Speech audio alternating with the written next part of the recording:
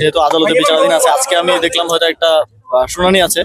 তো আদালতে বিচারাধীন বিষয় নিয়ে কোনো মন্তব্য করা এখন সমীচীন হবে না। দেখা যাক শুনানিতে কি রায় আসে বা কি নির্দেশনা আসে। আর বিগত যে বিষয়টা নিয়ে আন্দোলন চলছে সেটার যে মামলা ছিল, সেই মামলায় স্থানীয় সরকার বিভাগ পক্ষভুক্ত ছিল না, এবং রায়ও স্থানীয় সরকার বিভাগের প্রতি কোনো নির্দেশনা ছিল না, এটা আপনারা জানেন।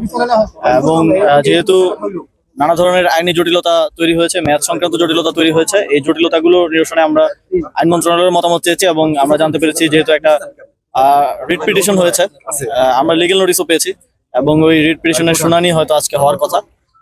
তো এই একদিকে বিচারাধীন, আরেকদিকে যেসব আইনি জটিলতা অ্যারাইজ করেছে সেগুলোর সমাধান হলে আমরা কোনো একটা সিদ্ধান্ত দিয়ে যাবো। দেখেন, যখন সরকার কাজ করে, সরকার একটা বডি হিসেবে কাজ করে, কেউ ব্যক্তিগতভাবে এখানে কোনো সিদ্ধান্ত নেওয়ার বা করার সুযোগ নেই। বিশেষ করে এই ধরনের বড় ডিসিশন একা ব্যক্তি হিসেবে আমি নিচ্ছি, এটা ভাবার কোনো কারণ নেই।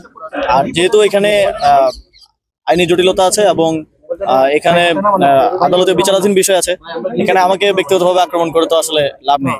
আদালতের যে আইনি লড়াই সেটা লড়তে হবে, এবং যে জটিলতাগুলো আছে সেই সংক্রান্ত আমরা আইন মন্ত্রণালয়ের মতামত চেয়েছি। আইন মন্ত্রণালয় যেহেতু এক্ষেত্রে বিশেষজ্ঞ, তাদের মতামতের ভিত্তিতে হয়তো আমরা একটা সিদ্ধান্তে পৌঁছতে পারবো। আমাদের বাণিজ্য মন্ত্রণালয়ের মাননীয় উপদেষ্টা তো বলেছেন যে নিষেধাজ্ঞায় আমাদের থেকে বেশি ভারতেরই ক্ষতি হবে, কারণ আমদানিটা আমরা ভারত বাংলাদেশে বেশি রপ্তানি করে থাকে।